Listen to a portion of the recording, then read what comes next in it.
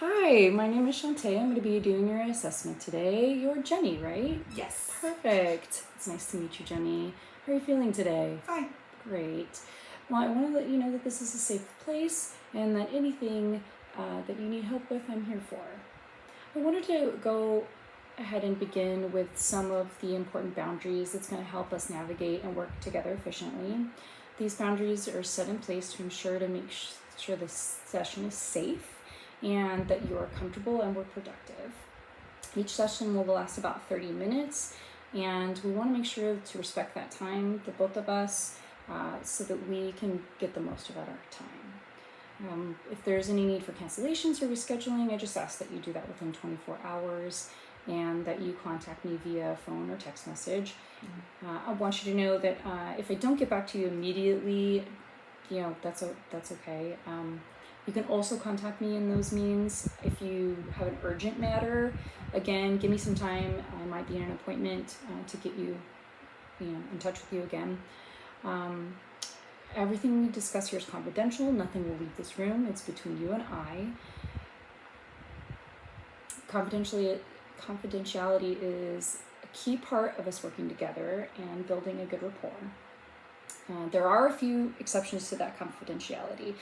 If I believe that you're at risk of hurting yourself or others, I have a legal requirement. I may need to share information with the appropriate parties. I always try to discuss with you first if that's the possibility that I'm going to be discussing anything like that with anybody else. I will be keeping session notes. They're to help me keep track of your progress. These notes are confidential and stored securely in a locked cabinet. If you're comfortable, I'd like to get your consent to proceed with our sessions under these terms. You have my consent. Great. So let's start with what brings you in today. My job made me come in. Can you expand on that a little bit? They believe I have an issue with alcohol after a happy hour, and that was why I've been brought in, why I have to come in. All right. So what I hear you saying is that your work made you come in because they have a problem with your extracurricular activities. Now, is this during lunchtime or after work? Oh, it was a work happy hour. Okay, it was a work happy hour. Okay. Yes, yeah. All right. And how did you feel when they did that? Fine. I felt fine. I didn't think there was any issues. So okay. It was a one-off situation. Hadn't eaten much that day. Had one too many. Okay. Nothing. I don't think there's anything to be concerned with. Okay. But they wanted me to come in. So I hear you say that it was a one-off time situation. Do they feel that there were other times? One time seems a little much to have you come in. They said they've had other concerns, but okay. I guess that was what made them do it, and I guess they kind of have a zero tolerance for that kind of stuff. I guess so they said I needed to see somebody if I wanted to continue employment. Mm-hmm. Well, I want to get a little bit of history, to kind of get a little background on you. When did you start your drinking habits? I don't know. I don't think it's a habit, right? Okay. I don't know. Alcohol was always around and allowed in my house. Okay. I don't. Even in high school, it's okay to have a glass of wine or something with my family at dinner. So I don't really, don't think it's a habit. I just think it's part of how you live life. Okay. How often do you say you drink? I probably have a drink, one or two every night. Every night? Okay. Especially when I get home from work, just trying to relax, have a nice dinner, Okay. Probably have, one or two. Okay. Now, have you tried any other substances, or have you? Like everyone, I've dabbled in, some edibles, maybe a little weed, but nothing.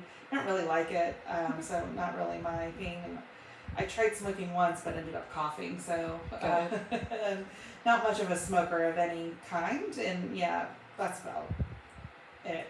Okay. Well, tell me sort of the positives that you get from drinking. I mean, like I said, it just helps me relax, helps me, it's kind of like a little yay for a job well done, finish the day, kind of a little celebratory. Okay. I guess that's makes me kind of push the day away and, enjoy the evening. All right. And are there any negative aspects that you've noticed about your drinking at any point in time? I think every once in a while I've overindulged once or twice, like that work happy hour, but, nothing that I see as a negative. Okay. Yeah. All right. So I'm getting from your stance that substance abuse really isn't a problem for you, that you think that it's just a normal thing, and a couple of drinks after work to kind of mellow down. Yeah. Okay. All right. Now, have you ever tried quitting drinking or gone a period of time without having a drink every single day after work? I don't know. I quit for a little bit in my late 20s. Okay. That was really about it. I mean, and how long did that last? I don't know. I think like 6 months or something. Oh, 6 months. Okay, sounds good. And how did you feel during the time that you quit? I don't know. It was my 20s. That was over a decade ago. I was also in my 20s. Valid point. All right. Can't quite remember that far back. I do remember quitting though. Not the smartest thing in your early 20s. Now, do you remember the reason why you wanted to quit in your early 20s? Was there something that happened? No, I think I was just, really getting into fitness and that kind of stuff at the time, because the boyfriend at that time was like a CrossFitter, and so just kind of went with what the crowd was doing at the time. Yeah. And you said it was about 6 months that you I smoked for about 6 months. Okay. All right. Has your drinking affected anybody in your family? Your daily life? I mean, we talked about how your work, obviously feels that it's interfering with work, but has it affected anybody else? Has anybody said anything about your drinking in your family, like friends or? I mean, my boyfriend says some things occasionally. Mm-hmm. He says I get a little angry and have more mood swings when I drink, but I think that's just him not knowing how to live with a female, to be honest with you, now that we're living together. I mean, he's really been the only one who's ever said anything else to me. Okay, and have you talked to him about, maybe some ways to interact with you when you are in that? I mean, does it happen every single time you drink? No, but of course that's what he remembers, right? Okay. Yeah, no. Okay. No. All right. I want to first off say thank you for being open with me. It seems as though you really don't have any type of problem with the way you're conducting your drinking, and to you, from what you're saying, it doesn't really seem like you think it interferes with your work. No. Or in your family. Correct. Okay, and so you're living in a situation. You said that you lived with your boyfriend. Is there anybody else in the household? Yeah, I have my daughter. Okay, and how old is she? She's 3. 3. Okay, great. And does she notice anything, or has she said anything? No, not at all. Oh, good. Okay. No. All right. No. She just knows that she can't have mommy's drink. Got it. All right. The good old mommy juice. Mommy juice. Yeah, she can't have the mommy juice. Yeah. All right. Perfect. So what I'm getting from is I was going to ask you, if there was a change that you wanted to make. I mean, obviously your job's important, or you wouldn't be here. So, do you want to change it? I mean, obviously it's important to them, but is it important to you to? I mean, I'll do what I need to do to keep my job, right? Okay. But I don't think I have a problem. Okay. What do you think is the biggest challenge to reach that goal? To quit? Yeah, to meet your company's standard of obviously curtailing your drinking. I don't think I have a problem, so if I guess I needed to quit, I could quit at any time. Okay, all right. I want to make sure that... That seems stupid. They should be able to dictate how, I unwind after the day, Right. No, I would tend to agree. However, it sounds like from what you had said, it did kind of interfere with a work event. Like I said, I hadn't eaten that day. It was, one too many on an empty stomach. Are you comfortable telling me what incident led to that? I'd been busy all day, and I think I had like 3 glasses of wine at the work event, and I took the microphone from the COO after he said something and tried to start a karaoke event. Interesting. Okay, that sounds like a fun thing. And I thought so too, and then when they tried to stop me, I yelled at them because I thought it would be fun to do karaoke. Okay. They were just a bunch of buzzkills. Got it. Okay. So yeah. So it sounds like you had 3 glasses of wine, you tried to start a karaoke, they were not about it, you might have yelled at your boss about it, and that was the end of it, or was there more? They asked me to leave and put me in an Uber and sent me home, so okay. that was, and then the next day I got called in HR and here I am, so. Okay. All right. Yeah. And as I recall, you said that there were no other incidents that you could think of. No, but they would come in like, you must have had too much, like, but I'm in sales and, you go out, you entertain clients, it's long nights sometimes, and so sometimes you're a little rough in the morning, and that's just the patriarchy having unrealistic expectations on females. And, has this caused you to be late, or? Yeah, I work from home, but yeah, I've missed a few meetings in the mornings, but nothing, I would say, astronomical, other than, a few meetings here or there. And were those meetings with important clients? Sometimes, yeah. And they were understandable. They were completely understandable. We rescheduled. No big deal. Okay. No big deal. Have you noticed any of the clients walking away, or losing them, or having to go to other... No, I'm in a pretty competitive market, so we're the old dog on the block, so to speak, so people tend to leave for the newer, shinier occasionally, but there's nothing that's caused my buy, to my knowledge. When I ask the clients why they left, they got a better price or better technology, simple as that. Okay. So I don't think it had anything to do with me. No. Got it. Okay. So I wanted to thank you for sharing all this with me. I know it's hard to kind of come into one of these, especially when you're forced into it. It gives me a better understanding of where you are in this versus, where your employer might have been with their thinking. Our goal here is to work together to find a path for you to reach, a happy point for both you and your employer. How do you feel about starting that journey with me? Yeah, I just don't know what journey they, like I said, I don't know if they can dictate me being sober when I do on my free time, but, I'm not going to drink at company events anymore, that's for sure. Okay. This is going to be the cause if you have one too many. Right. And, how about maybe reducing on the nights you have to go to work? Would you consider that to appease your employer for the future? I don't know. I don't know what they want from me. I said I would come here, and this was the first condition for me to stay employed, so I'm here. Okay.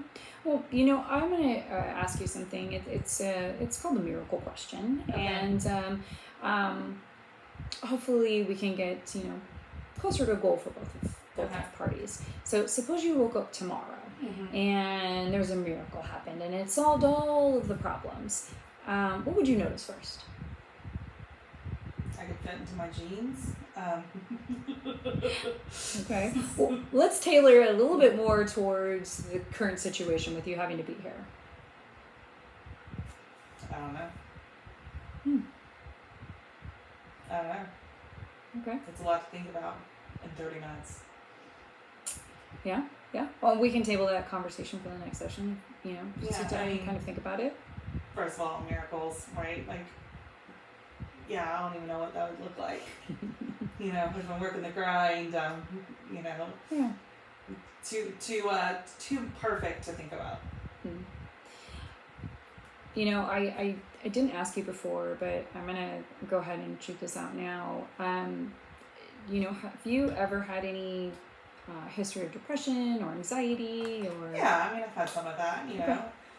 I'm sure, doesn't everyone? I mean, life gets you down, you get a little depressed, you get a little anxious, you Okay. know. So it's not something that happens to you all the time. No. It's just something that comes and goes. No, I mean, Okay. I had a family member say I had mental health issues and I needed to try therapy, but it was dumb. And I was told I had some like how vague is this mood disorder, right? Okay. Whatever. It was stupid, but you know, I went, I heard them out, but not really my thing. It was stupid. So you don't think you have any type of mood disorder or anything? No, I think I'm just like everyone else. I get sad, I get happy, I'm anxious and nervous over things, and you know, that's normal life. Okay, all right. I hear you on the normal life situation. You know, if you're comfortable talking to me about it, how was your childhood growing up? I mean,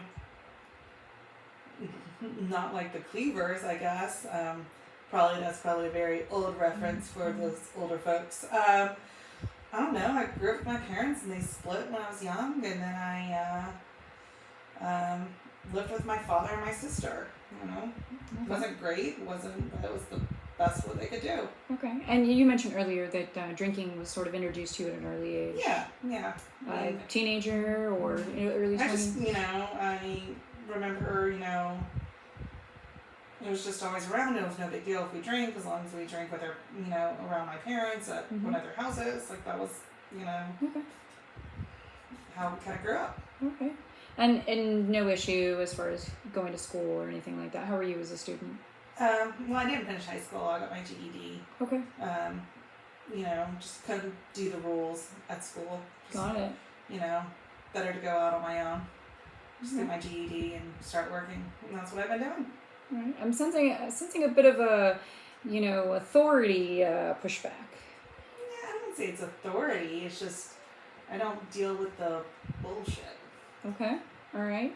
And what did you think in high school was the bullshit you had to deal with outside of, waking up and going to school and sit and listen to a teacher teach? Well, that's the whole thing. Like, they were teaching something that was, like, interesting, I would pay attention. But if it was boring, I had trouble focusing. I didn't want to sit there. And, wasn't someone that could just sit still. And so, yeah, I just, wasn't worth my time to sit there and listen to boring that had no relevance to me. So I just moved on. I mean, after I got my GED, I tried like a few college classes because I thought it would be better, but it wasn't much better. Just couldn't focus, especially on boring subjects that I didn't see the relevance to. Okay. And, going back to the high school and just not being able to sit, what did you do with your time? Got a lot of bathroom passes. I was the queen of bathroom passes. I would, I remember walking around the halls a bunch. That was about it. Okay. Yeah. And, tell me a little bit about your relationship with your parents and your sister. My sister, she was older, popular, Mrs. Perfect, right? She's happily doing her own thing. We don't really talk. Okay. She's, yes. I don't know. Like I said, just does her own thing. We don't really have a whole lot in common. Two different pieces of the puzzle, I guess. My dad, he was just a dad. I mean, he was just gave us a house to live in. Mom did the best with what she could, but she smoked pot a ton. That's probably why I didn't smoke a whole lot. I told you I didn't really do cigarettes. Her house always raked. That's why we lived with our dad. Because it was just, not the cleanest to live with her. And she worked. She gave some money to my dad when she could, but that was about it. I just remember they were like a lot of yelling growing up. Yelling between me and my sister, me and my dad and my sister. and then my mom when she came over to pick us up. Just a lot of yelling, but but every family yells. Okay. And I mean, as a kid, do you remember how that made you feel with all the yelling and arguing? Not really. Just Okay. I guess I just thought it was normal All to right. be around it. And do you remember what you did when those things were happening?